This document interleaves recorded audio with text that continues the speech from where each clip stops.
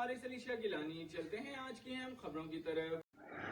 تازہ ترین خبروں سے باخبر رہنے کے لیے ہمارا چینل سبسکرائب کیجیے. لیے چلیں گے لاہور، جہاں سے رپورٹ کر رہے ہیں ہمارے نمائندے عرفان خان.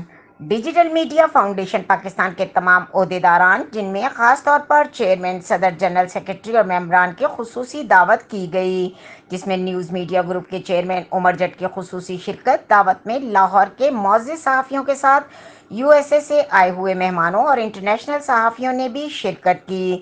رانا فیاض اسماعیل کا کہنا تھا کہ دعوت تو ایک بہانہ تھا، اصل مقصد تو دوستوں کو ایک ساتھ پھولوں کی طرح اکٹھا کرنا تھا.